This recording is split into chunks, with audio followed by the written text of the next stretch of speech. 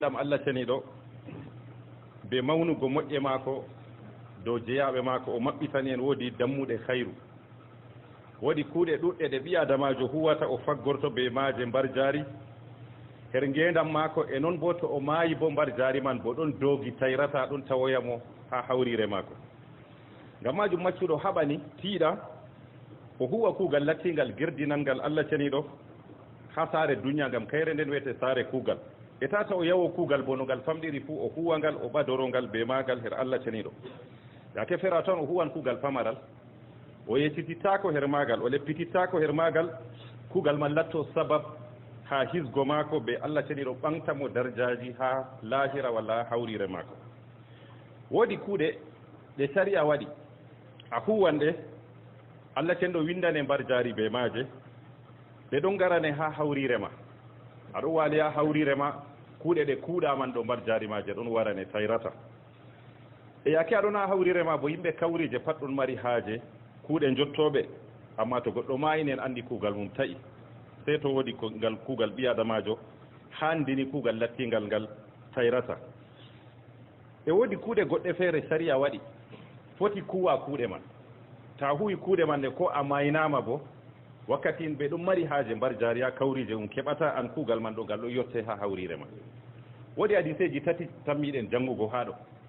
hadiseji man kanji ɗin gaɗata de résumé khutba men man fuu kuuɗe ɗe annabijo sallllahu alayhi wa sallama jumli kuuɗe man to ɓi adamajo huwiɗe ɗe janɗe kewtoyomo ha hawrire maako to o maynama hadis anas o filla ka wi annabijo sallllahu alayhi wa sallama wi kuuɗe jeeɗiɗi ɗe jottoto ɓi adamajo mbar jaari maje ɗon yottomo ko o maayi oɗon ha hawrire maako annabijo nder kuuɗe man annabijo to goɗɗo andini andal en tammi fistugo ɗum walla bo goɗɗo doggini latti ɗum seeɓore o waɗi ndiyam ni ɗon yaha yottoyo ha yimɓe walla bo goɗɗo o wasi ɓundu walla bo goɗɗo o aawi lekki walla bo goɗɗo o mahi juulurde walla bo o rontini deftere lattinde qur'an walla defte goɗɗe feere noon yimɓe ɗon jannga ɗe walla bo o acci ɓiɗɗo ɗon waɗanamo du'a ɓaawo mayde maako kuuje jeeɗiɗi ɗe ɗo annabijo ɗe jottoto goɗɗo man hadisol man bo imamul bazar fillingol imamul albani bo wi ngol hasan e hadisol ɗiɗaɓol bo hadis abi hurayra annabijo sallllahu alayhi wa sallam wi ko hewtoto muminijo her kuugal maako kuuɗe boɗɗe ɓaawo to o maayi andal ngal o andini o sankiti ɗum be ɓinguel lattingel salihiyel o acci ɗum ɗo waɗanamo du'a walla bo juulurde o mahi walla bo saare noon o mahi yimɓe lattiɓe talaka en ɗon her saare man ɗon naftoro be maare walla bo sadaka noon o waɗi o wurtini her jawdi maako o jamo o jaalirɗo o waɗi sadaka man ngam Allah e sadaka man bo ɗon lutti o maynama ɗum tawoyon mo ha hawrire annabijo e ɓaawo mayde maako yo hadisol man bo imam ibnu maja fillingol imamul albani hassanningol e hadisol tataɓol hadis imam muslim wurtini fuu kuuɗe lattiɗe tawoyanɗe ɓi adamajo ha hawrire mum kangol man bo hadis abi hurayra annabijo sallllahu alayhi wa sallam o wi to goɗɗo o maynama kuugal maako fuu taƴi wala kuugal tokkotomo ɓaawo mayde maako ɓaawo to yonki maako wurtake waɗo annabijo sey kuuje tati kam ɗe tokkotomo ko ɗon hawrire maako bo ɗe jottotomo nder maaji annabijo sadaka latti ka doggoha ka o acci ɓaawo maako kuuje ɗe limtuɗen ha hadiseji ɗiɗi ɗo walla bo annabijo e andal ngal o acci yimɓe ɗon naftoro be maagal walla bo ɓiɗɗo lattiɗo boɗɗo o mawnini ɗum dow tarbiya lattiɗo boɗɗo ɗon waɗanamo duwa yo hadiseji jannguɗen tati ɗo ɗiɗon mooɓi kuuɗe ɗuɗɗe kuuɗe man bo to goɗɗo huwiɗe ɗe pamare to huwiɗe ngam Allah ɗe kewtoytomo ha hawrire maako e noon bo ɗe nafanmo ha ngendam maako o nafan yimɓe be maaje wakkati o geeto to o maayi bo yimɓe ɗon naftoro be maaje e kanko bo ɗum yottoytomo mbar jaari man ha hawrire maako nder kuuɗe man andal lattingal sharia goɗɗo o jangi sharia o andini yimɓe ko laarani haala diina maɓɓe o finditi yimɓe ko laarani haala tawhid o rentini yimɓe latti ɗum shirkuji e noon bo o ewni yimɓe juule lattiɗe laaɓɗe ɓe suumayeje lattiɗe boɗɗe o andini yimɓe yo ɗum ɗo ɗum geɗal ngal Allah ceneno yiɗani mo yiɗi andina ɗum andina yimɓe banni ngam majo annabijo sallllahu alayhi wa sallam wi man yuridillahu bihi hayran yufaqihu fi din Allah cenno to muyi ɓi adamajo hayru ha o waɗana ɗum hayru annabijo wi o famnamo diina man bo kanko bo o yettinaka yimɓe keɓa paamaka ngam to o maynama ko o andini yimɓe fu ɗum ɗon yottoyo ha hawrire maako yo yimɓe lattiɓe ande fistananɓe yimɓe lattiɓe masalaji gal diina ko laarani haala dewe muɗum ɓe haala ko laarani haala itiqadaji ko yimɓe kaɓɓanta Allah ceniɗo ɓe oɗo wurtinira yimɓe be majum iga ñiɓe latti ɗum kefera ko o yaraɓe ha juldam ko e noon iga latti ɗum iga bid'aji o yaraɓe ha sunna ngam majum imam ahmad rahimahullahu taala o wi yimɓe latti ɗum yimɓe ande ɗo ɓe ɗon kandita yimɓe ɓe ɗon giina yimɓe laawol lattigol laamgol ɓe ɗon kisna yimɓe latti ɗum laabi paddotori yimɓe jaranɗiɓe ha Allah ceniɗo yo ɗuɗɗum nder erɓe imam ahmad wi latti ɗum modiɓɓe kanditiɓe yo ɗum ɗo hunde lattinde arande ha annabijo wi man allama ilman goɗɗo andini andal ɗo bona sey modibbo andal ngal annduɗa ko andal pamaral a finditini goɗɗo dow magal a finditinimo foti keɓra mbar jaari be majum ta mbiya sey to a warti modibbo aɗon jangguina yimɓe la foti ƴama masala laɓɓitinoɗa masala man andaka to goɗɗo ƴamima ka mbiyamo bana no ƴamruɗa modibɓe mbima dow maka e nasta nder andingo andal ɗo wallitigo lattiɗo fukaraɓe goɗɗo yake feere o tawan fukarajo ɗon habda o hooca ɗum ha muɗum oɗon ñamna ɗum oɗon yerna ɗum nasta nder wallitirgo andal ngon ngam fukarajo man ñandete heewoy andal ɗon andina yimɓe kanko bo ko dede o sangi fukarajo man her mako ɗo o heɓan mbar jaari be majum ñamnugo mo yarnugo mo holtingo mo yoɓango mo latti ɗum ceede l'école ko larani gal jeeya fukarako man ha o andino andal dina mako ɗo fu nastan nder andingo latti ɗum andal man e noon kadi bo nder ko nafata ɓi adamajo ha hawrire mum wadgo sadaka gal jiha ndiyam her ɓen lattiɓe bukaɓe ko ɗo maɓɓita ndiyam mako yimɓe ɗum gara jara ɗo bo woodi hadisol wari annabijo sallllahu alayhi wa sallam sa ɗum no ubada ƴamatamo sadaka kaye ɓurata jaɓego her Allah ceniɗo annabijo sallllahu alayhi wa sallam a wimo sakyul ma yarnugo yimɓe latti ɗum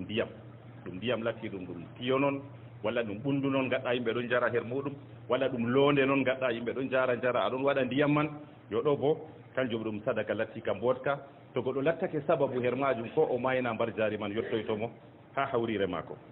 e noon kadi bo nasta nder man sadakaji lattiɗi doggoji bana wasgo ɓulli masalan goɗɗo wasa ɓundu fotan ɓulli garɗi kesu walla ɓundu lattiɗi ɓoymaji o wasana yimɓe fuu ɗo bo ɗum nafan mo ha hawrire mako fanna to ɓundu man nduɗon huwa kam fo heɓan mbar jaari be majum e noon dabbaji ngara jara her ko waɗi man walla colli ngara jara e noon bo walla bo ɗum yerne latti ɗum gese fuu ɗum nafan mo ga woodi hadis abi hurayra annabijo sallllahu alayhi wa sallam wi woodi ndeɗo goɗɗo ɗon yaha ɗon ka satorimo o jippi or nokkure o yari her ndiyam ɓundu ɓawa ɗon o wurti o toyi rawandu ɗon laaha hakke ɗon ka ɓawa ɗon hooti ndiyam go ha paɗe mako no o hokki rawandu man yari ɓawa ɗon annabijo sallllahu alayhi wa sallam wi fa shakara llahu lahu fa gafara lah Allah tenɗo yetti kuugal mako ngal o waɗi yarnugo rawandu man ɗo Allah taniɗo yafanimo zunubaji mako ɓawa ɗon sahabu en ƴamata annabijo ɓe mbiyata mo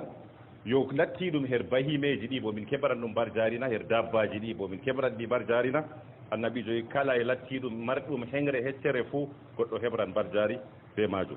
yo hadisol ngol ɗon holla en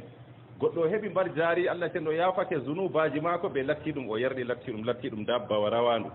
enen on lattiɗo gaɗɗo ɓundu walla waɗi hunde noon ɗon nafa latti ɗum julɓe walla yimɓeji fuu o kamin baabi awla ɗum yettoyomo ha hawrire mako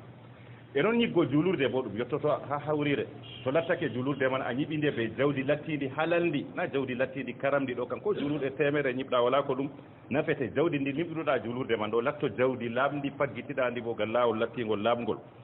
yo haɗo modi ɓe mbu yimɓe dattindira to a ñiɓi julurde banni a nuforake ɓe maare ngam Allah ceniɗo to goɗɗo wari juuli a heɓan mbar jaari to goɗɗo wari inni inde Allah a heɓan mbar jaari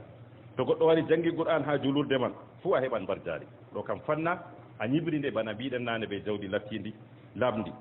e noon bo kuuɗe lattiɗe boɗɗe luttuɗe bana ɗe mbiɗen nane bana masalan defte Qur'an a sodan gaddaɗe ha julurɗe ɗo bo ko a maynama to an feni wadgo sunnawol man walla fanna defte man ɗe ɗon lutti ha nokkure man kam fuu nde ɗe janga kam fuu a heɓran ɗum mbar jaari ɗum ɗon hewtine be majum defte noon luttuɗe a soodi defte noon a hokki fukaraɓe fuu nastan nder toon a laari fukarajo ɗon ɓillori defte o yiɗi jangugo amma wala defte a neli a sodanimo deftere o jangi nde o andinake nde oɗo andina nde yimɓe ko aɗona hawrire ma ɗum yettoyte yo ɗum ɗo kuuje ɗe ɗo fuu ɓi adamajo haɓa kuwaɗe ha nder ngendam muɗum tata rena wiya ɓawo maygo muɗum ɓe kuwanan ɗum ngam wadgo ma sadaka wakkati a jamo a jaalirɗo ɗo mbar jaari man feere dow to a maayi ɓe ko e nder jawdi ma ɓe ɗon gaɗane sadaka woodi hadisewol wari hadisol man bo imamul boukhari wurtinigol be muslim abou hurayra filligol o woodi goɗɗo wari en annabijo sallllahu alayhi wa sallam o ƴamata annabijo ayu sadakati afdal sadaka kaye ɓurata annabijo en gaɗa sadaka a jamo a jalirɗo aɗo yiɗi jawdi maman aɗon hula talakare aɗon tammo bo a jaynititto ɗo annabijo sallllahu alih wa sallam wi kanjum ɓurata sadaka ngam majum ɓawɗo annabijo timmitini hadisol man annabijo tata sabbitin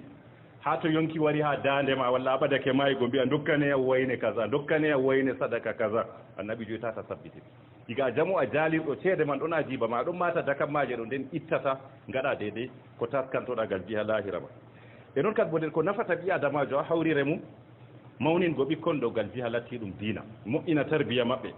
e noon bo goɗɗo elana latti ɗum nasanago ɓikkon man dow kulol allah ɓe mboɗenga yo kamɓe man bo to ɓe lattake ɓiɓɓe woɗɓe to a mayinama ɓe ɗon gaɗane duwa ɓawo maygo ma du'a man ka yottete to ɓe mbi allah mi yaafa babirawo amin walla mamirawo amin walla kasajo amin ɗum ɗo bo ɗum yottete ngam nane annabijo sallllahu alayhi wa sallam o wi awwaladun salihun yad'ula yo kuuɗe lattiɗe boɗɗe boɗɗe ɗe kam fuuɗe kewtoto goɗɗo to waɗiɗe ha ngendam lattiɗam duniya ha hawrire mako e noon kuuɗe kalluɗe bo ta awi kuugal kallugal bo yangada kuuɗe man ɗo yottoto ha hawrire ma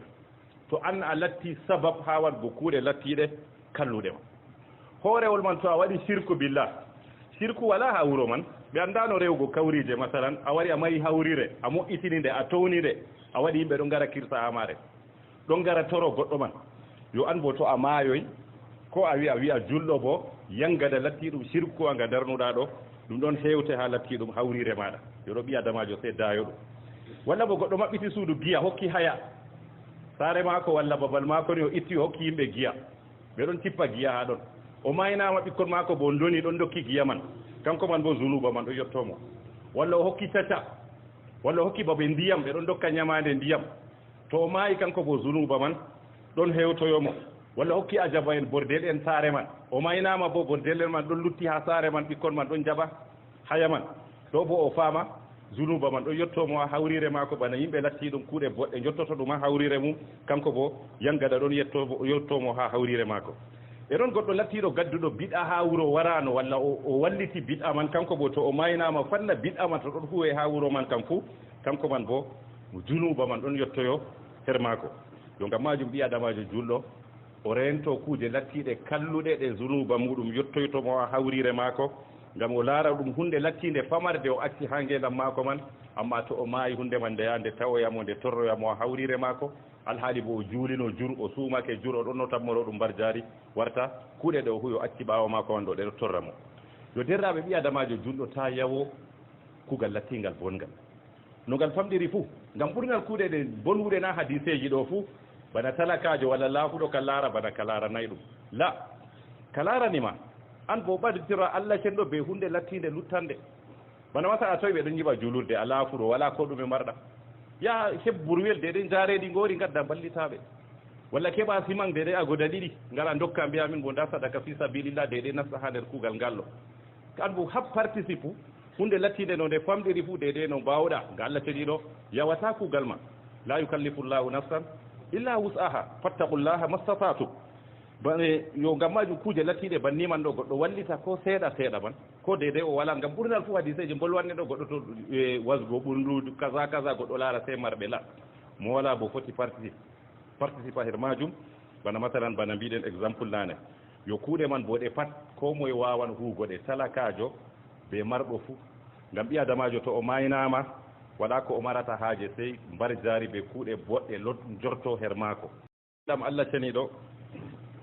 be mawnugo moƴƴe maako dow jeyaɓe maako o maɓɓitani en woodi dammuɗe hayru woodi kuuɗe ɗuɗɗe ɗe ɓi adamajo huwata o faggorto be maaje mbar jaari her ngendam maako e noon bo to o maayi bo mbar jaari man bo ɗon doogi tayrata ɗum tawoyamo ha hawrire maako ngam majum maccuɗo haɓani tiiɗa o huwa kuugal lattingal girdinal ngal allah ceniɗo ha saare duña ngam kayre nden wiyete saare kuugal e tata o yawo kuugal bo no ngal famɗiri fuu o huwa ngal o ɓadoro ngal be maagal her allah ceniɗo yake fera toon o huwan kuugal pamaral o yeccitittako her maagal o leppitittako her maagal kuugal man latto sabab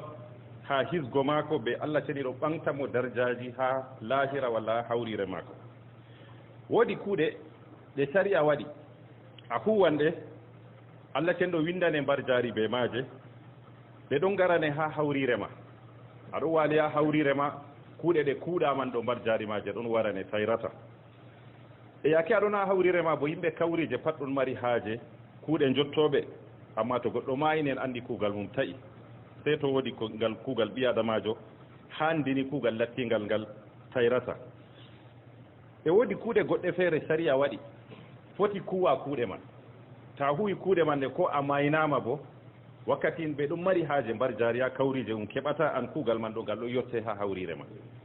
woodi hadiseji tati tammiɗen janngugo haa ɗo hadiseji man kanji ɗin gaɗata de résumé khutba men man fof kuuɗe ɗe annabijo sallllahu alayhi wa sallama jumli kuuɗe man to ɓi adamajo huwiɗe ɗe janɗe kewtoyomo ha hawrire maako to o maynama hadis anas o filla ka wi annabijo sallllahu alayhi wa sallama wi kuuɗe jeeɗiɗi ɗe jottoto ɓi adamajo mbar jarimaje ɗon yottomo ko o maayi oɗon ha hawrire maako annabijo nder kuuɗe man annabijo to goɗɗo andini andal en tammi fistugo ɗum walla bo goɗɗo doggini latti ɗum seeɓore o waɗi ndiyam ni ɗon yaha yottoyo ha yimɓe walla bo goɗɗo o wasi ɓundu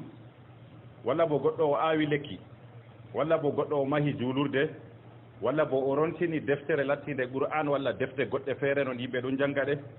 walla bo o acci ɓiɗɗo ɗon waɗanamo du'a ɓaawo mayde maako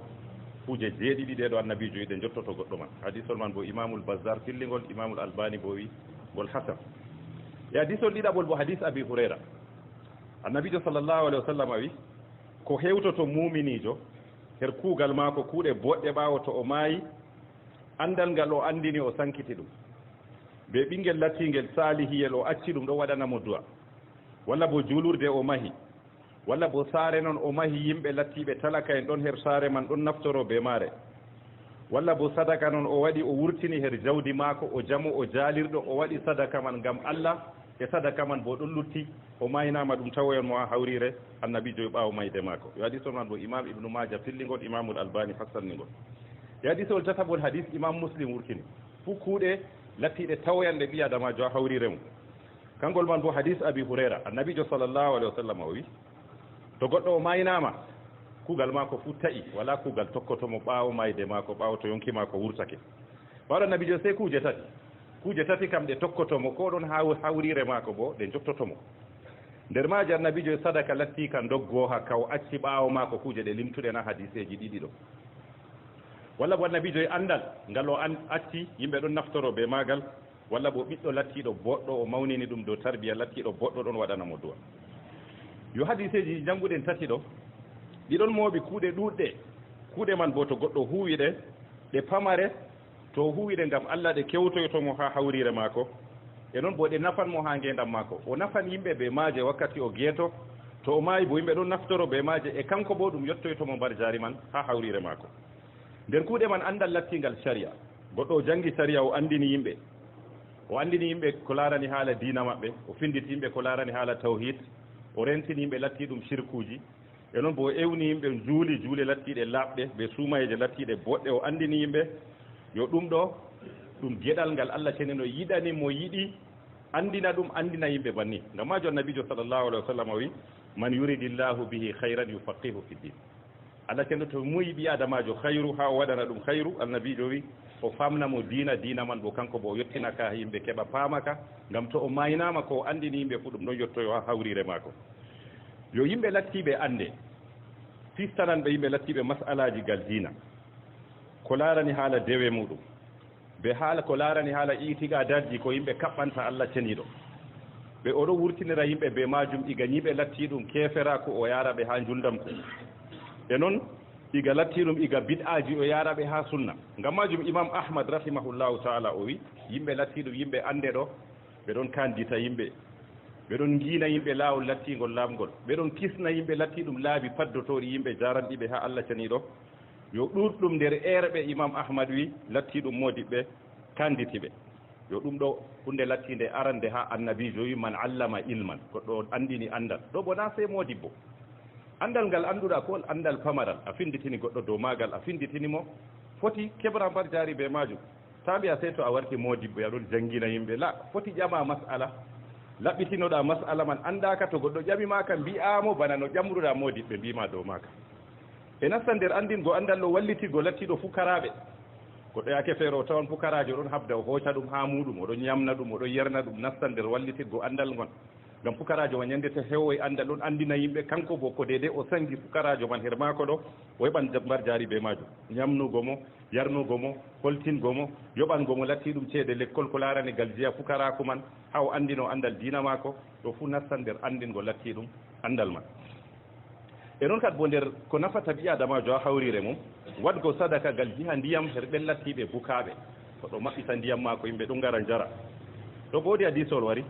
annabijo sallllahu alayhi wa sallam sa ɗum no ubada ƴamatamo sadakaye ɓurata jaɓego her allah ceniɗo annabijo sallllahu alayhi wa sallam a wimo sakyul ma yarnugo yimɓe latti ɗum ndiyam latti ɗum tiyo noon walla ɗum ɓundu noon gaɗɗa yimɓe ɗon jara her muɗum walla ɗum londe noon gaɗɗa yimɓe ɗon jara aɗon waɗa ndiyam man yo ɗo bo kanjum ɗum sadaka latti ka mbotka to goɗɗo lattake sababu her majum ko o mayna mbar jari man yettoytomo ha hawrire mako e noon kadi bo nasta nder man sadakaji lattiɗi doggoji bana wasgo ɓulli masalan goɗɗo wasa ɓundu fotan ɓulli garɗi kesu walla ɓundu lattiɗi ɓoymaji o wasana yimɓe fuu ɗo bo ɗum nafan mo ha hawrire mako fanna to ɓundu man ndu ɗon huwa kam fo heɓan mbar jari be majum e noon dabbaji ngara jara her ko waɗi man walla colli ngara jara e noon bo walla bo ɗum yerne latti ɗum gese fuu ɗum nafan mo ga woodi hadis abi hurayra annabijo sallllahu alayhi wa sallam wi woodi ndeɗo goɗɗo ɗon yaha ɗon ka satorimo o jippi hor nokkure o yari her ndiyam ɓundu ɓawa ɗon o wurti o toyi rawandu ɗon laaha hakke ɗon ka ɓawa ɗon hocci ndiyam go ha paɗe mako no o hokki rawandu man yari ɓawa ɗon annabijo sallllahu alayhi wa sallam wi fa shakara llahu lahu fa gafara lah Allah ten ɗo yetti kuugal maako ngal o waɗi yarnugo rawandu man ɗo Allah teniɗo yafanimo zunubaji maako ɓaawa ɗon sahaba en ƴamata annabijo ɓe mbiyata mo yo latti ɗum her bahimeji ɗi bo min keɓran ɗum mbar jarina her dabbaji ɗi bo min keɓran ɗi mbar jarina annabijo yi kala e latti ɗum marɗum hengre heccere fuu goɗɗo heɓran mbar jari be majum yo hadisol ngol ɗon holla en goɗɗo heɓi mbar jari Allah ten ɗo yafake zunubaji maako ɓe latti ɗum o yerɗi latti ɗum dabbawa rawandu enen on lattiɗo gaɗɗo ɓundu walla waɗi hunde noon ɗon nafa latti ɗum julɓe walla yimɓeji fuu o kamin baabi awla ɗum yettoyomo ha hawrire maako e noon ñiggo julurde bo ɗum yettoto ha hawrire to lattake julurde man a ñiɓinde be jawdi lattidi halalndi na jawdi lattidi karamdi ɗo kan ko julurde temere ñiɓɗa wala ko ɗum nafete jawdi ndi ñiɓruɗa julurde man ɗo latto jawdi laamdi paggitiɗandi bo gal laawol lattingol laamgol yo haɗo modi ɓe mbu yimɓe dandattidira to a ñiɓi julurde banni a nuforake ɓe maare ngam Allah ceniɗo to goɗɗo wari juuli a heɓan mbar jari to goɗɗo wari inni inde Allah a heɓan mbar jari to goɗɗo wari jangi Qur'an ha julurde man fuu a heɓan mbar jari ɗo kam fanna a ñibrinde bana mbiɗen nane ɓe jawdi lattidi lamdi e noon bo kuuɗe lattiɗe boɗɗe luttuɗe bana ɗe mbiɗen nane bana masalan defte Qur'an a sodan gaddaɗe ha julurde to bo ko a maynama to an feni wadgo sunnawol man walla fanna defte man ɗe ɗon lutti ha nokkure man kam fuu nde ɗe janga kam fuu a heɓran ɗum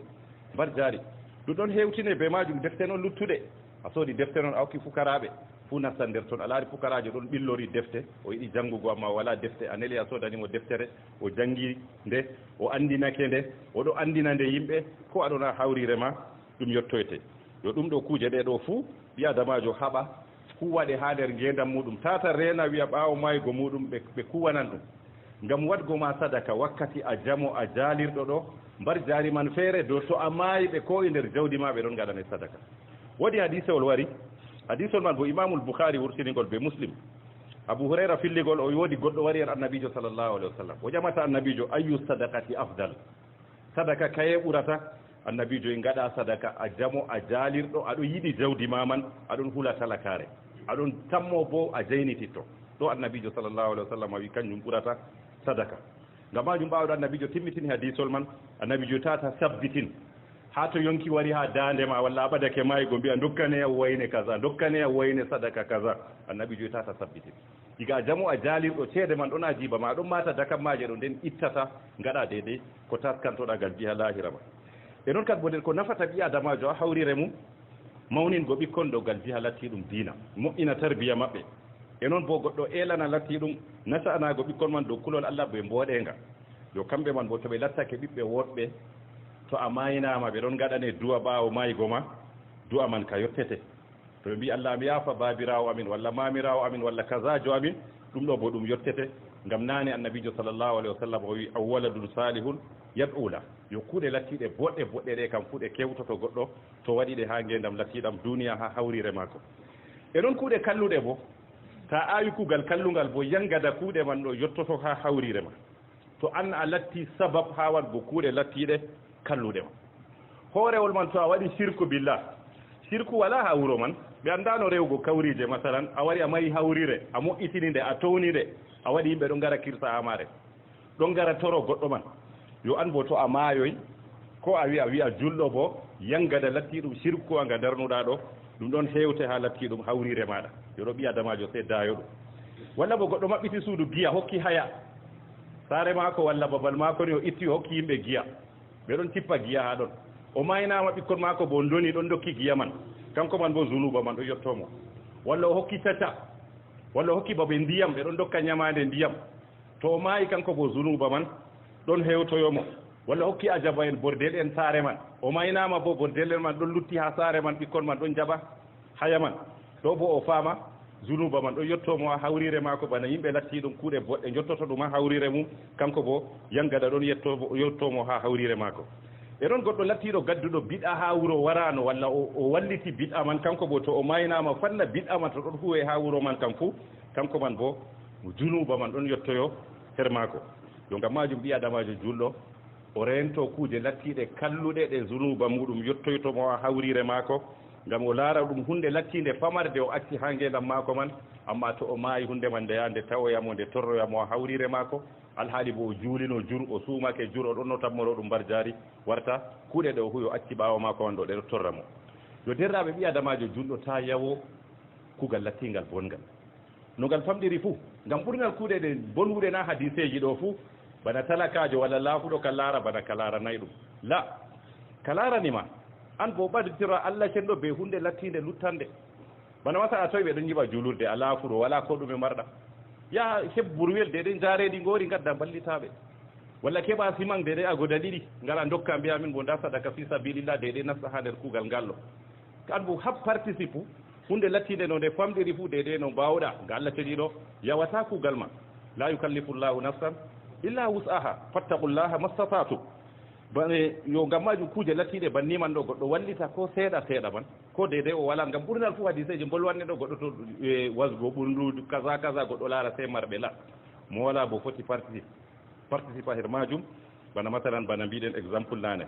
yo kuuɗe man bo ɗe pat ko moye wawan huugoɗe talakajo be marɗo fuu ngam ɓi adamajo to o maynama wala ko o marata haaje sey mbar jaari ɓe kuuɗe boɗɗe jorto her maako yo wala ɗo ɗum yettirto bo sey ɗam allah ceniɗo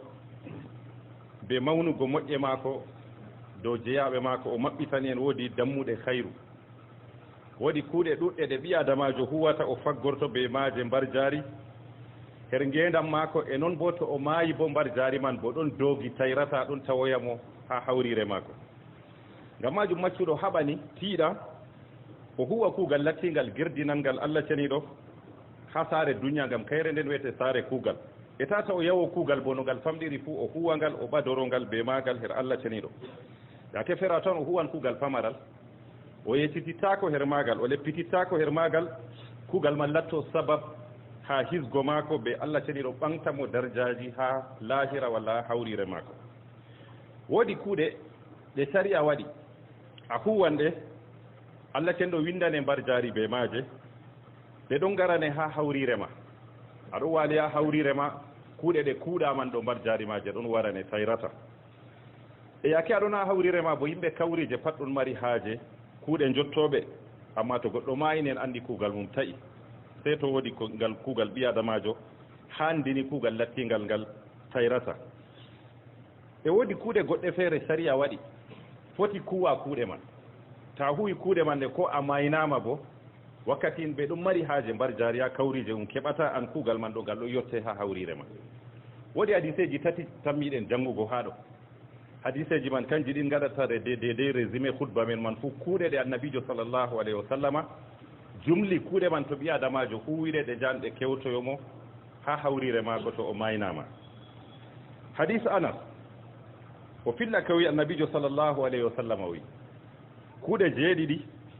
ɗe jottoto ɓi adamajo mbar jaarimaje ɗon yettomo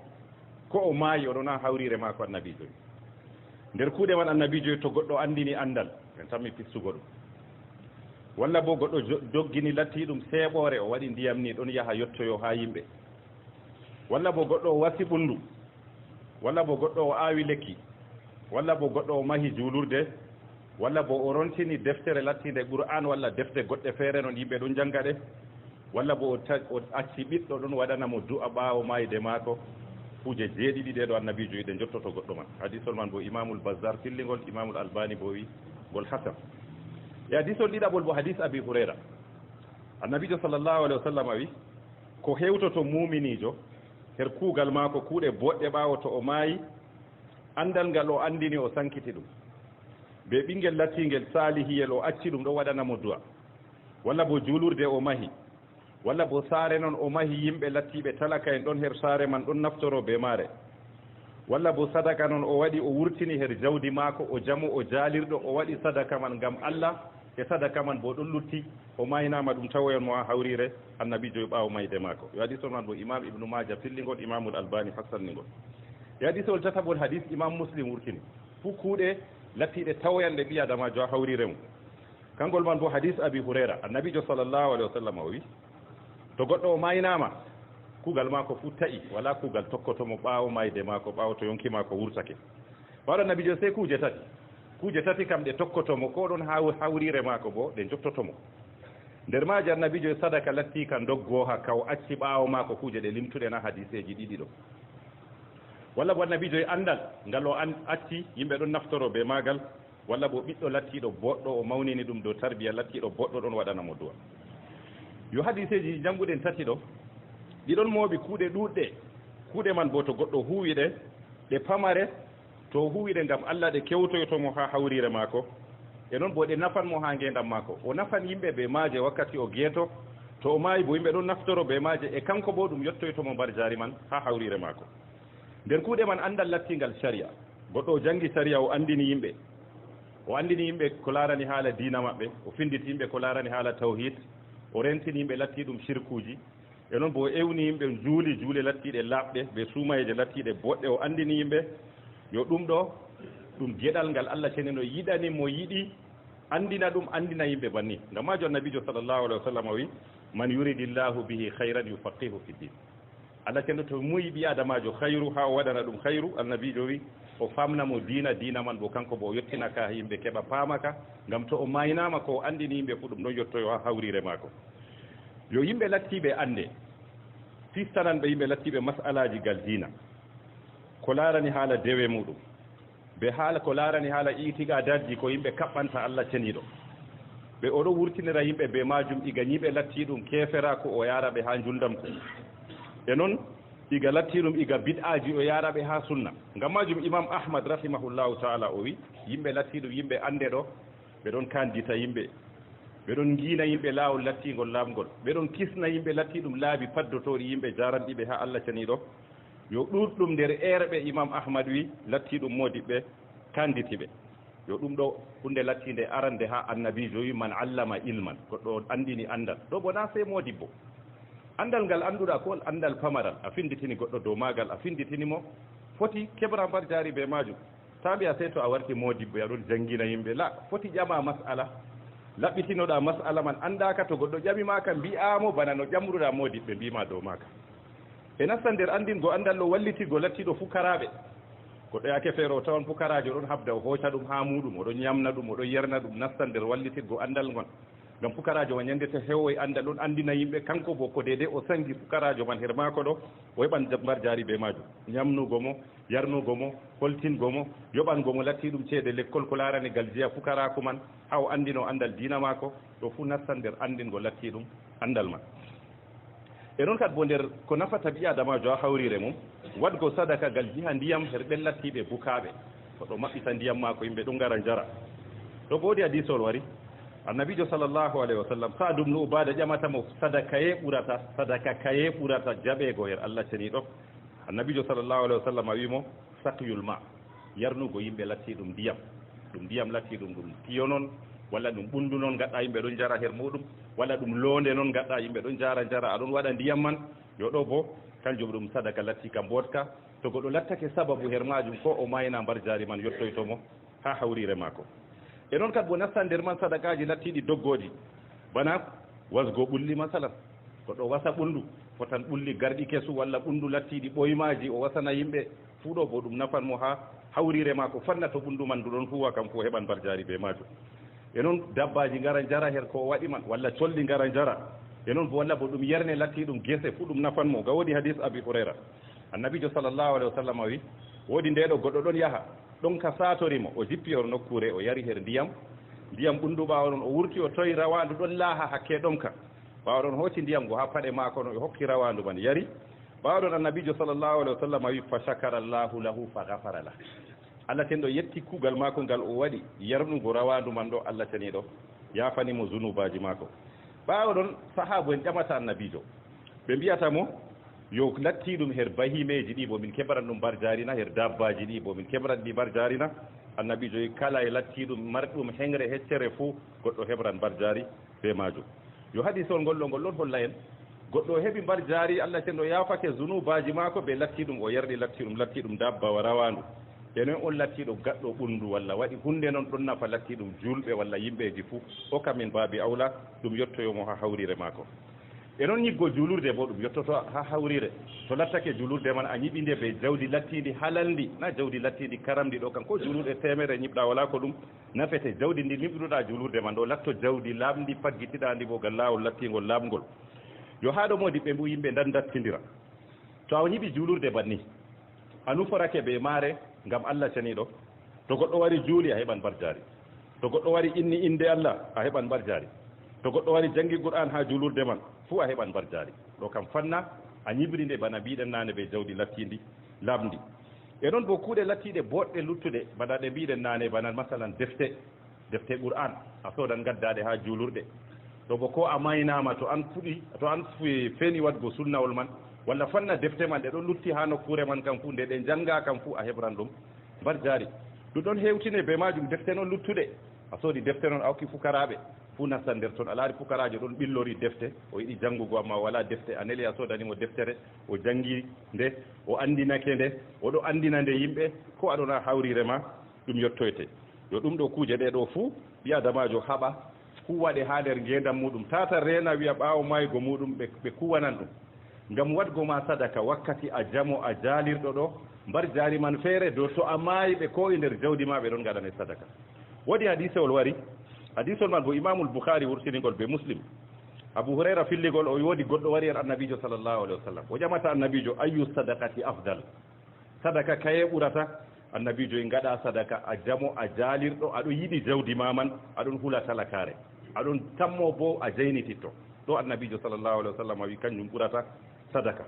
ngam majum ɓawɗo annabijo timmitini hadisol man annabijo tata sabbitin ha to yonki wari ha dandema walla a ɓadake maygo mbiya dokkane a wayne kaza dokkane a wayne sadaka kaza annabijo tata sabbitin diga a jamo a jaalirɗo ceede man ɗon a jiba ma ɗon mata dakammaje ɗo nden ittata gaɗa deydey ko taskantoɗa gal jiha lahira ma e noon kadi bo nden ko nafata ɓi adamajo a hawrire mum mawningo ɓikkon ɗo gal jiha latti ɗum diina moƴƴina tarbiya maɓɓe e noon bo goɗɗo elana latti ɗum nasanago ɓikkon man dow kulol Allah ɓe mboɗenga yo kamɓe man bo to ɓe lattake ɓiɓɓe woɗɓe to a maynama ɓe ɗon gaɗane duwa ɓaawo maygo ma du'a man ka yottete to ɓe mbi Allah mi yaafa babirawo amin walla mamirawo amin walla kasajo amin ɗum ɗo bo ɗum yottete ngam nane annabijo sallllahu alayhi wa sallam o wi awwaladun salihun yad'ula yo kuuɗe lattiɗe boɗɗe boɗɗe ɗe kam fuu ɗe kewtoto goɗɗo to waɗiɗe ha ngendam lattiɗam duniya ha hawrire mako e noon kuuɗe kalluɗe bo ta awi kuugal kallungal bo yangada kuuɗe man ɗo yottoto ha hawrire ma to an a latti sabab ha wadgo kuuɗe lattiɗe kalluɗe ma hoorewol man to a waɗi sirku billah sirku wala ha wuro man ɓe andano rewgo kawrije masalan a wari a mari hawrire a moƴƴitini nde a towni nde a waɗi yimɓe ɗo ngara kirsa ha maare ɗon ngara toro goɗɗo man yo an bo to a maayoy ko a wiya julɗo bo yangada latti ɗum sirku anga darnuɗa ɗo ɗum ɗon hewte ha latti ɗum hawrire maɗa yoɗo ɓi adamajo se dayo ɗum walla bo goɗɗo maɓɓiti suudu giya hokki haya saare mako walla babal mako ni o itti hokki yimɓe giya ɓe ɗon tippa giya ha ɗon o maynama ɓikkon mako bo doni ɗon dokki giya man kanko man bo zunuba man ɗo yettomo walla o hokki caca walla o hokki babe ndiyam ɓe ɗon dokka ñamade ndiyam to o maayi kanko bo zunuba man ɗon hewtoyomo walla hokki a jaba en bordel en saare man o maynama bo bordel en man ɗon lutti ha saare man ɓikkon man ɗon jaɓa haya man ɗo bo o faama zunuba man ɗo yettomo ha hawrire maako bana yimɓe latti ɗum kuuɗe boɗɗe jottoto ɗum ha hawrire mum kanko bo yangaɗa ɗon yettomo ha hawrire maako e ɗon goɗɗo lattiɗo gadduɗo biɗa ha wuro warano walla o walliti biɗa man kanko bo to o maynama fanna biɗa man to ɗon huwe ha wuro man kam fuu kanko man bo junuba man ɗon yettoyo her maako yo ngam majum ɓi adamajo julɗo o rento kuuje lattiɗe kalluɗe ɗe zunuba muɗum yettoytomo ha hawrire maako ngam o laara ɗum hunde lattinde famarde o acci ha ngendam maako man amma to o maayi hunde man ndeya nde tawoyamo nde torroyamo ha hawrire maako alhaali bo o juulino jur o suumake jur o ɗon no tammoro ɗum mbar jaari warta kuuɗe ɗe o huyo acci ɓaawo maako man ɗo ɗe ɗo torra mo yo derraɓe ɓi adamajo julɗo ta yawo kuugal lattingal bongal no ngal famɗiri fuu ngam ɓurgal kuuɗe ɗe bonwuɗe na hadiseji ɗo fuu bana talakajo walla laafuɗo ka laara bana ka laaranayi ɗum la ka laaranima an bo ɓaditira allah cenɗo be hunde lattinde luttande bana wasa a tawi ɓe ɗon jiɓa julurde a laafuɗo wala ko ɗume marɗa ya heɓ burwel de ɗen jaaredi ngoori gadda ballitaɓe walla keɓa siman de ɗe a goda ɗiɗi ngara dokka mbiya min bo nda sadaka fi sabilillah de ɗe nasta ha nder kuugal ngallo an bo hab participe hunde lattinde no nde famɗiri fuu de ɗe no mbawɗa nga allah ceɗiɗo yawata kuugal ma la yukallifu llahu nafsan illa wus'aha fattaqullaha mastata'tum bane yo ngam majum kuuje lattiɗe banniman ɗo goɗɗo wallita ko seeɗa seeɗa man ko deydey o wala ngam ɓurnal fof hadiseji bolwanne ɗo goɗɗo to wasgo ɓurndu kaza kaza goɗɗo laara sey marɓe la mo wala bo foti participa her majum bana masalan bana mbiɗen exemple nane yo kuuɗe man bo ɗe pat ko moye wawan huugo ɗe talakajo be marɗo fuu ngam ɓi adamajo to o maynama wala ko o marata haaje sey mbar jaari be kuuɗe boɗɗe jorto her maako ɗam allah ceniɗo be mawnugo moƴƴe maako dow jeyaɓe maako o maɓɓitani en woodi dammuɗe hayru woodi kuuɗe ɗuɗɗe ɗe ɓi adamajo huwata o faggorto be maaje mbar jaari her ngendam maako e noon bo to o maayi bo mbar jaari man bo ɗon doogi tayrata ɗon tawoyamo ha hawrire maako ngam majum maccuɗo haɓani tiiɗa o huwa kuugal lattingal girdinal ngal allah ceniɗo ha saare duniya ngam kayre nden wiyete saare kuugal e tata o yawo kuugal bo no ngal famɗiri fuu o huwa ngal o ɓadoro ngal be maagal her allah ceniɗo yake fera toon o huwan kuugal pamaral o yettititako her maagal o leppitittako her maagal kuugal man latto sabab ha hisgo maako be allah ceniɗo ɓantamo darjaji ha lahira walla hawrire maako woodi kuuɗe ɗe sariya waɗi a huwan ɗe allah cenɗo windane mbar jaari be maaje ɓe ɗon garane ha hawrire ma aɗo waali ha hawrire ma kuuɗe ɗe kuuɗaman ɗo mbar jaari maje ɗon warane tayrata e yake aɗon ha hawrire ma bo yimɓe kawrije pat ɗon mari haaje kuuɗe jottoɓe amma to goɗɗo mayinen andi kuugal mum taƴi sey to woodi ngal kuugal ɓi adamajo handini kuugal lattingal ngal tayrata e woodi kuuɗe goɗɗe feere sariya waɗi foti kuwa kuuɗe man ta huwi kuuɗe man nde ko a maynama bo wakkati ɓe ɗum mari haaje mbar jaari ha kawrije mum keɓata an kuugal man ɗo ngal ɗo yotte ha hawrire ma woodi hadiseji tati tammiɗen janngugo haa ɗo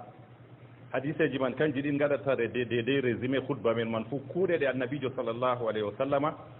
jumli kuuɗe man to ɓi adamajo huwiɗe ɗe janɗe kewtoyomo ha hawrire maako to o maynama hadis anas o filla ka wi annabijo sallllahu alayhi wa sallama wi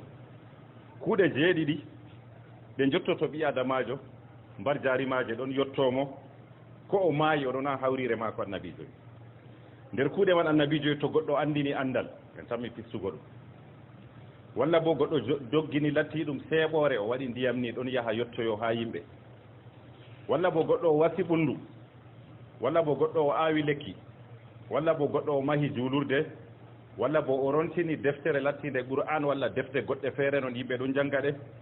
walla bo o acci ɓiɗɗo ɗon waɗanamo du'a ɓaawo mayde maako kuuje jeeɗiɗi ɗe ɗo annabijo yiɗe jottoto goɗɗo man hadisol man bo imamul bazar fillingol imamul albani bo wi ngol hasan e hadisol ɗiɗaɓol bo hadis abi hurayra annabijo sallllahu alayhi wa sallam wi ko hewtoto muminijo her kuugal maako kuuɗe boɗɗe ɓaawo to o maayi andal ngal o andini o sankiti ɗum be ɓingel lattingel salihiyel o acci ɗum ɗo waɗanamo du'a walla bo juulurde o mahi walla bo saare noon o mahi yimɓe lattiɓe talaka en ɗon her saare man ɗon naftoro be maare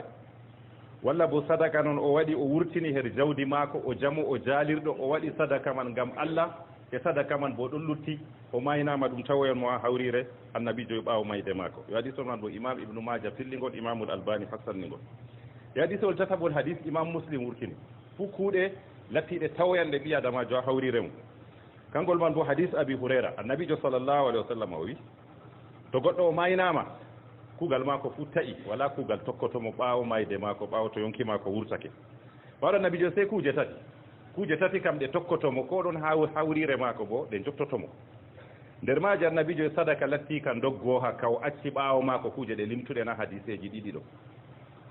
walla bo annabijo e andal ngal o acci yimɓe ɗon naftoro be maagal walla bo ɓiɗɗo lattiɗo boɗɗo o mawnini ɗum dow tarbiya lattiɗo boɗɗo ɗon waɗanamo duwa yo hadiseji jannguɗen tati ɗo ɗiɗon mooɓi kuuɗe ɗuuɗɗe kuuɗe man bo to goɗɗo huuwi ɗe pamare to huuwi ɗe ngam Allah ɗe kewtoytomo ha hawrire maako e noon bo ɗe nafanmo ha ngendam maako o nafan yimɓe be maaje wakkati o geeto to o maayi bo yimɓe ɗon naftoro be maaje e kanko bo ɗum yettoytomo mbar jaari man ha hawrire maako nder kuuɗe man andal lattingal sharia goɗɗo o jangi sharia o andini yimɓe ko laarani haala diina maɓɓe o finditi yimɓe ko laarani haala tawhid o rentini yimɓe latti ɗum shirkuji e noon bo o ewni yimɓe juule lattiɗe laaɓɗe ɓe suumayeje lattiɗe boɗɗe o andini yimɓe yo ɗum ɗo ɗum geɗal ngal Allah ceneno yiɗani mo yiɗi andina ɗum andina yimɓe banni ngam majo annabijo sallllahu alayhi wa sallam o wi man yuridillahu bihi hayran yufaqihu fi din Allah ceno to muyi ɓi adamajo hayru ha o waɗana ɗum hayru annabijo wi o famnamo diina man bo kanko bo o yettinaka ha yimɓe keɓa paamaka ngam to o maynama ko o andini yimɓe fu ɗum ɗon yettoyo ha hawrire maako yo yimɓe lattiɓe ande fistananɓe yimɓe lattiɓe masalaji gal diina ko laarani haala dewe muɗum ɓe haala ko laarani haala itiqadaji ko yimɓe kaɓɓanta Allah ceniɗo ɓe oɗo wurtinira yimɓe be majum iga ñiɓe latti ɗum kefera ko o yaraɓe ha juldam ko e noon iga latti ɗum iga bid'aji o yaraɓe ha sunna ngam majum imam ahmad rahimahullahu taala o wi yimɓe latti ɗum yimɓe ande ɗo ɓe ɗon kandita yimɓe ɓe ɗon giina yimɓe laawol lattigol laamgol ɓe ɗon kisna yimɓe latti ɗum laabi paddotori yimɓe jaranɗiɓe ha Allah ceniɗo yo ɗuɗɗum nder erɓe imam ahmad wi latti ɗum modiɓɓe kanditiɓe yo ɗum ɗo hunde lattinde arande ha annabijo wi man allama ilman goɗɗo andini andal ɗo bo na sey modibbo andal ngal annduɗa ko andal pamaral a finditini goɗɗo dow magal a finditinimo foti keɓra mbar jaari be majum ta mbiya sey to a warti modibbo aɗon jangguina yimɓe la foti ƴama masala laɓɓitinoɗa masala man andaka to goɗɗo ƴamima ka mbiyamo bana no ƴamruɗa modiɓɓe mbima dow maka e nasta nder andingo andal ɗo wallitigo lattiɗo fukaraɓe goɗɗo yake feere o tawan fukarajo ɗon habda o hooca ɗum ha muɗum oɗon ñamna ɗum oɗon yerna ɗum nasta nder wallitirgo andal ngon ngam fukarajo man ñandete heewo e andal ɗon andina yimɓe kanko bo ko dede o sangi fukarajo man her mako ɗo o heɓan mbar jaari be majum ñamnugo mo yarnugo mo holtingo mo yoɓango mo latti ɗum ceede l'école ko larani gal jeeya fukaraku man ha o andino andal diina mako ɗo fu nasta nder andingo latti ɗum andal man e noon kadi bo nder ko nafata ɓi adamajo ha hawrire mum wadgo sadaka gal jiha ndiyam her ɓen lattiɓe bukaɓe koɗo maɓɓita ndiyam mako yimɓe ɗum gara jara ɗo bo woodi hadisol wari annabijo sallllahu alayhi wa sallam sa ɗum no ubada ƴamatamo sadaka kaye ɓurata jaɓego her Allah ceniɗo annabijo sallllahu alayhi wa sallam a wimo sakyul ma yarnugo yimɓe latti ɗum ndiyam latti ɗum tiyo noon walla ɗum ɓundu noon gaɗɗa yimɓe ɗon jara her muɗum walla ɗum londe noon gaɗɗa yimɓe ɗon jara aɗon waɗa ndiyam man yo ɗo bo kanjum ɗum sadaka latti ka mbotka to goɗɗo lattake sababu her majum ko o mayna mbar jaari man yettoytomo ha hawrire mako e noon kadi bo nasta nder man sadakaji lattiɗi doggoji bana wasgo ɓulli masalan goɗɗo wasa ɓundu fotan ɓulli garɗi kesu walla ɓundu lattiɗi ɓoymaji o wasana yimɓe fuu ɗo bo ɗum nafanmo ha hawrire mako fanna to ɓundu man ndu ɗon huwa kam ko heɓan mbar jaari be majum e noon dabbaji ngara jara her ko waɗi man walla colli ngara jara e noon bo walla bo ɗum yerne latti ɗum gese fu ɗum nafanmo ga woodi hadis abi hurayra annabijo sallllahu alayhi wa sallam wi woodi ndeɗo goɗɗo ɗon yaha ɗon ka satorimo o jippi hor nokkure o yari her ndiyam ɓundu ɓawa ɗon o wurti o toyi rawandu ɗon laaha hakke ɗon ka ɓawa ɗon hooti ndiyam go ha paɗe mako no o hokki rawandu man yari ɓawa ɗon annabijo sallllahu alayhi wa sallam wi fa shakara llahu lahu fa gafara lah Allah ten ɗo yetti kuugal maako ngal o waɗi yarnugo rawandu man ɗo Allah teniɗo yafanimo zunubaji maako ɓawa ɗon sahabu en ƴamata annabijo ɓe mbiyata mo yo lattiɗum her bahimeji ɗi bo min keɓran ɗum mbar jarina her dabbaji ɗi bo min keɓran ɗi mbar jarina annabijo kala e lattiɗum marɗum hengre heccere fuu goɗɗo heɓran mbar jari be majum yo hadisol ngol ɗon holla en goɗɗo heɓi mbar jari Allah ten o yafake zunubaji maako ɓe lattiɗum o yerɗi lattiɗum dabbawa rawandu enen on lattiɗo gaɗɗo ɓundu walla waɗi hunde noon ɗon nafa lattiɗum julɓe walla yimɓeji fuu o kamin baabi awla ɗum yettoyomo ha hawrire maako e noon ñiggo julurde bo ɗum yettoto ha hawrire to lattake julurde man a ñiɓinde ɓe jawdi lattidi halalndi na jawdi lattidi karamdi ɗo kan ko julurde temere ñiɓɗa wala ko ɗum nafete jawdi ndi ñiɓruɗa julurde man ɗo latto jawdi laamdi paggitiɗandi bo gal laawol lattingol laamgol yo haɗo modi ɓe mbu yimɓe dan dattidira to a ñiɓi julurde banni a nuforake ɓe maare ngam Allah ceniɗo to goɗɗo wari juuli a heɓan mbar jaari to goɗɗo wari inni inde Allah a heɓan mbar jaari to goɗɗo wari jangi Qur'an ha julurde man fu a heɓan mbar jaari ɗo kam fanna a ñibrinde bana mbiɗen nane ɓe jawdi lattidi lamdi e noon bo kuuɗe lattiɗe boɗɗe luttuɗe bana ɗe mbiɗen nane bana masalan defte Qur'an a sodan gaddaɗe ha julurɗe ɗo bo ko a maynama to an feeni wadgo sunnawol man walla fanna defte man ɗe ɗon lutti ha nokkure man kam fu nde ɗe janga kam fu a heɓran ɗum mbar jaari ɗum ɗon hewtine be majum defte noon luttuɗe a soodi defte noon a hokki fukaraɓe fu nastan nder toon a laari fukarajo ɗon ɓillori defte o yiɗi jangugo amma wala defte a neli a soodanimo deftere o jangi nde o andinake nde oɗo andina nde yimɓe ko aɗona hawrire ma ɗum yettoyte yo ɗum ɗo kuuje ɗe ɗo fuu ɓi adamajo haɓa kuwaɗe ha nder ngendam muɗum tata rena wiya ɓaawo maygo muɗum ɓe kuwanan ɗum ngam wadgo ma sadaka wakkati a jamo a jaalirɗo ɗo mbar jaari man feere dow to a maayi ɓe ko e nder jawdi ma ɓe ɗon gaɗane sadaka woodi hadisewol wari hadisol man bo imamul boukhari wurtinigol be muslim abou hurayra filligol o woodi goɗɗo wari en annabijo sallllahu alayhi wa sallam o ƴamata annabijo ayu sadakati afdal sadaka kaye ɓurata annabijo e ngaɗa sadaka a jamo a jaalirɗo aɗo yiɗi jawdi ma man aɗon hula talakare aɗon tammo bo a jaynititto ɗo annabijo sallllahu alayhi wa sallam wi kanjum ɓurata sadaka ngam majum ɓawɗo annabijo timmitini hadisol man annabijo tata sabbitin ha to yonki wari ha dande ma walla aɓadake maygo mbiya dokkane a wayne kaza dokkane a wayne sadaka kaza annabijo tata sabbitin diga jamo a jaalirɗo ceede man ɗon ajiba ma ɗon mata dakammaje ɗo nden ittata ngaɗa deydey ko taskantoɗa gal jiha lahira ma e noon kadi bo nden ko nafata ɓi adamajo a hawrire mum mawningo ɓikkon ɗo gal jiha lattiɗum diina moƴƴina tarbiya maɓɓe e noon bo goɗɗo elana lattiɗum nasanago ɓikkon man dow kulol Allah ɓe mboɗenga yo kamɓe man bo to ɓe lattake ɓiɓɓe woɗɓe to a maynama ɓe ɗon gaɗane du'a ɓaawo maygo ma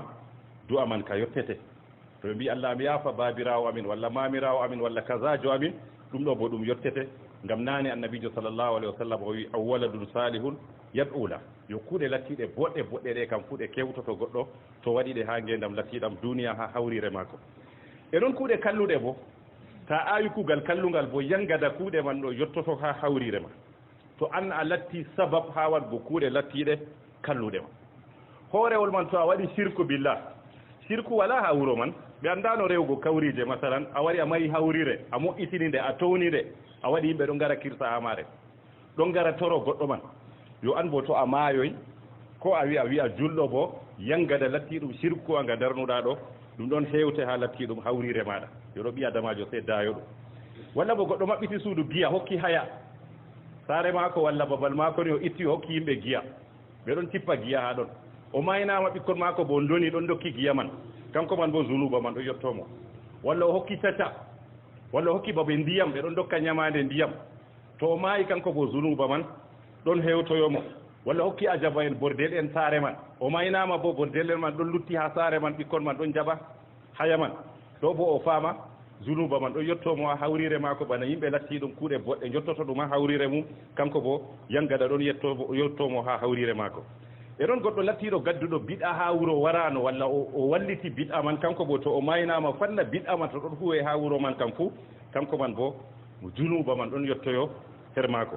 yo ngam majum ɓi adamajo julɗo o rento kuuje lattiɗe kalluɗe ɗe zunuba muɗum yettoytomo ha hawrire mako ngam o laara ɗum hunde lattinde famarde o acci ha ngendam mako man amma to o maayi hunde man ndeya nde tawoyamo nde torroyamo ha hawrire mako alhaali bo o juulino jur o suumake jur o ɗon no tammoro ɗum mbar jaari warta kuuɗe ɗe o huyo acci ɓaawo mako man ɗo ɗe ɗo torra mo yo derraɓe ɓi adamajo julɗo ta yawo kuugal lattingal bongal no ngal famɗiri fuu ngam ɓurnal kuuɗe ɗe bonwuɗe na hadiseji ɗo fuu bana talakajo walla laafuɗo ka laara bana ka laaranayi ɗum la ka laaranima an bo ɓaditira Allah cenɗo be hunde lattinde luttande bana wasa a tawi ɓe ɗon jiɓa julurde a laafuɗo wala ko ɗume marɗa ya heɓ burwel de ɗen jaareɗi ngoori gadda ballitaɓe walla keɓa siman de ɗe a goda ɗiɗi ngara dokka mbiya min go nda sadaka fi sabilillah de ɗe nasta ha nder kuugal ngallo an bo hab participe hunde lattinde no nde famɗiri fuu de ɗe no mbawɗa nga Allah ceɗiɗo yawata kuugal ma la yukallifu llahu nafsan illa wus'aha fattaqullaha mastata'tum bane yo ngam majum kuuje lattiɗe banniman ɗo goɗɗo wallita ko seeɗa seeɗa man ko de ɗe o ɗam Allah ceniɗo be mawnugo moƴƴe maako dow jeyaɓe maako o maɓɓitani en woodi dammuɗe hayru woodi kuuɗe ɗuɗɗe ɗe ɓi adamajo huwata o faggorto be maaje mbar jaari her ngendam maako e noon bo to o maayi bo mbar jaari man bo ɗon doogi tayrata ɗum tawoyamo ha hawrire maako ngam majum maccuɗo haɓani tiiɗa o huwa kuugal lattingal gerdinangal Allah ceniɗo ha saare duniya ngam kayre nden wiyete saare kuugal e tata o yawo kuugal bo no ngal famɗiri fuu o huwangal o ɓadorongal be maagal her Allah ceniɗo yake fera tan o huwan kuugal pamaral o yeccitittako her maagal o leppitittako her maagal kuugal man latto sabab ha hisgo maako be Allah ceniɗo ɓantamo darjaji ha lahira walla hawrire maako woodi kuuɗe ɗe sariya waɗi a huwanɗe Allah cenɗo windane mbar jaari be maaje ɗe ɗon garane ha hawrire ma aɗo waali ha hawrire ma kuuɗe ɗe kuuɗaman ɗo mbar jaari maje ɗon warane tayrata e yake aɗon ha hawrire ma bo yimɓe kawrije pat ɗon mari haaje kuuɗe jottoɓe amma to goɗɗo mayinen andi kuugal mum taƴi sey to woodi ngal kuugal ɓi adamajo handini kuugal lattingal ngal tayrata e woodi kuuɗe goɗɗe feere sariya waɗi foti kuwa kuuɗe man ta huwi kuuɗe man nde ko a maynama bo wakkati ɓe ɗum mari haaje mbar jaari ha kawrije um keɓata an kuugal man ɗo ngal ɗo yotte ha hawrire ma woodi hadiseji tati tammiɗen janngugo ha ɗo hadiseji man kanji ɗin gaɗata de résumé hutba men man fof kuuɗe ɗe annabijo sallllahu alayhi wa sallama jumli kuuɗe man to ɓi adamajo huwiɗe ɗe janɗe kewtoyomo ha hawrire maako to o maynama hadis anas o filla ka wi annabijo sallllahu alayhi wa sallama wi kuuɗe jeeɗiɗi ɗe jottoto ɓi adamajo mbar jaarimaje ɗon yettomo ko o maayi oɗon ha hawrire maako annabijo nder kuuɗe man annabijo to goɗɗo andini andal en tammi fistugo ɗum walla bo goɗɗo doggini latti ɗum seeɓore o waɗi ndiyam ni ɗon yaha yettoyo ha yimɓe walla bo goɗɗo o wasi ɓundu walla bo goɗɗo o aawi lekki walla bo goɗɗo o mahi juulurde walla bo o rontini deftere lattinde qur'an walla defte goɗɗe feere noon yimɓe ɗon jannga ɗe walla bo o acci ɓiɗɗo ɗon waɗanamo du'a ɓaawo mayde maako kuuje jeeɗiɗi ɗe ɗo annabijo yiɗe jottoto goɗɗo man hadisol man bo imamul bazar fillingol imamul albani bo wi ngol hasan e hadisol ɗiɗaɓol bo hadis abi hurayra annabijo sallllahu alayhi wa sallam wi ko hewtoto muminijo her kuugal maako kuuɗe boɗɗe ɓaawo to o maayi andal ngal o andini o sankiti ɗum be ɓingel lattingel salihiyel o acci ɗum ɗo waɗanamo du'a walla bo juulurde o mahi walla bo saare noon o mahi yimɓe lattiɓe talaka en ɗon her saare man ɗon naftoro be maare walla bo sadaka noon o waɗi o wurtini her jawdi maako o jamo o jaalirɗo o waɗi sadaka man ngam Allah e sadaka man bo ɗon lutti o maynama ɗum tawoyon mo ha hawrire annabijo e ɓaawo mayde maako yo hadisol man bo imam ibnu maja fillingol imamul albani hassanningol e hadisol tataɓol hadis imam muslim wurtini fuu kuuɗe lattiɗe tawoyanɗe ɓi adamajo ha hawrire mum kangol man bo hadis abi hurayra annabijo sallllahu alayhi wa sallam o wi to goɗɗo o maynama kuugal maako fuu taƴi wala kuugal tokkotomo ɓaawo mayde maako ɓaawo to yonki maako wurtake waɗo annabijo sey kuuje tati kam ɗe tokkotomo ko ɗon ha hawrire maako bo ɗe jottotomo nder maaji annabijo e sadaka latti ka doggoha kaw acci ɓaawo maako kuuje ɗe limtuɗen ha hadiseji ɗiɗi ɗo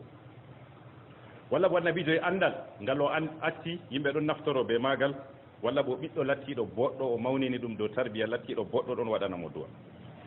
yo hadiseji jannguɗen tati ɗo ɗiɗon mooɓi kuuɗe ɗuɗɗe kuuɗe man bo to goɗɗo huwiɗe ɗe pamare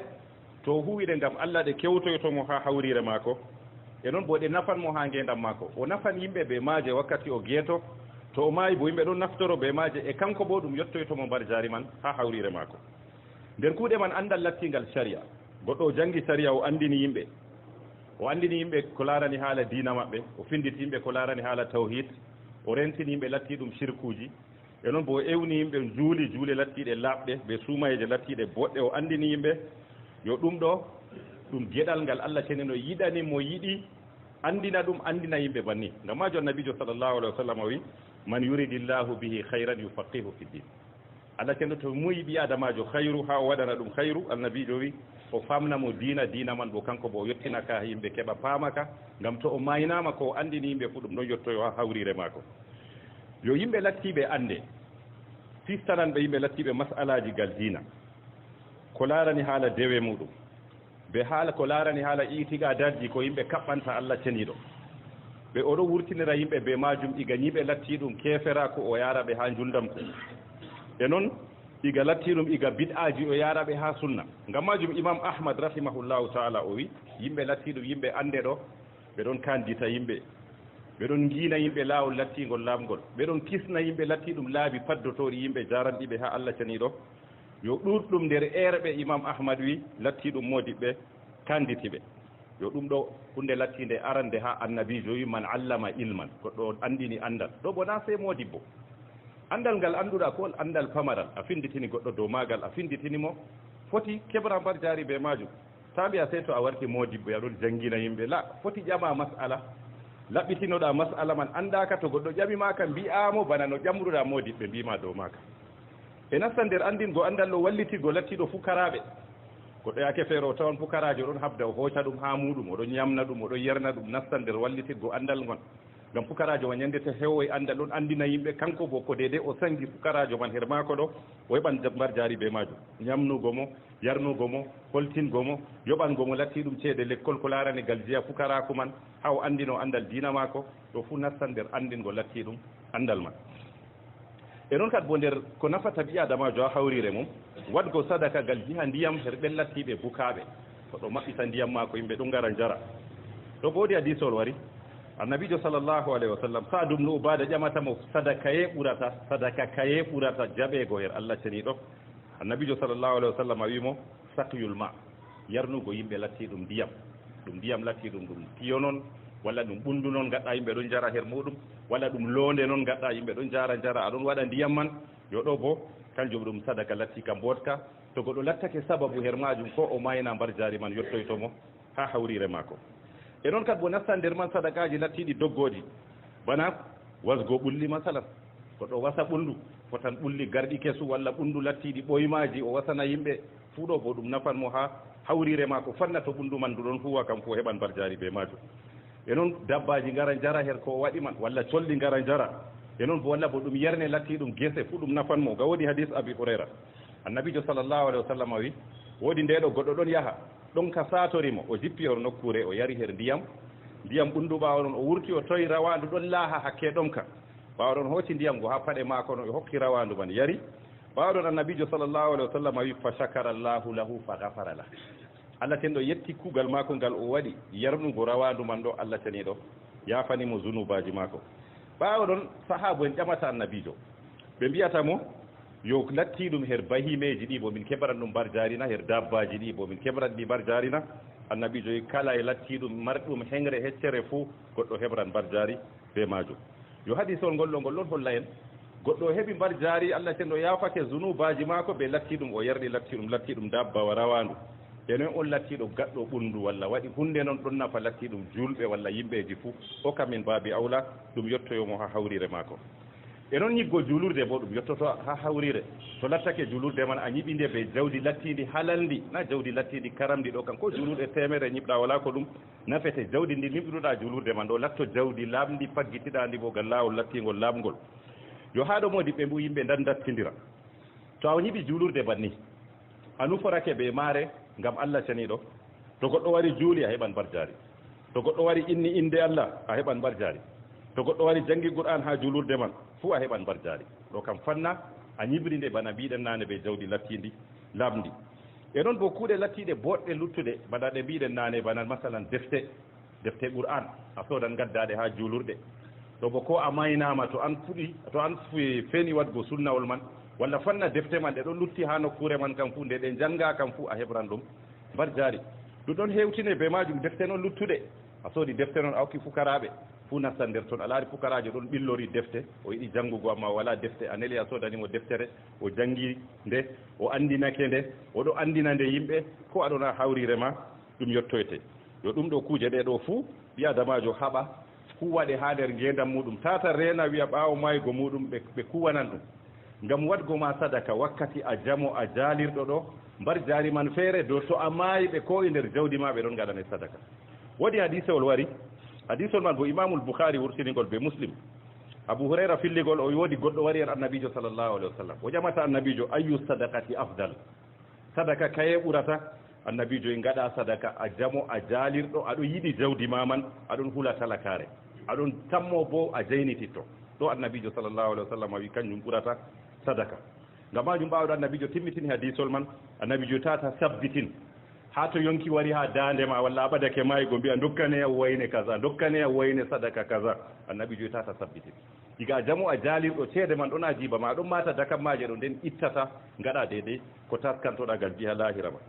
e noon kadi boden ko nafata ɓi adamajo a hawrire mum mawningo ɓikkon ɗo gal jiha latti ɗum diina moƴƴina tarbiya maɓɓe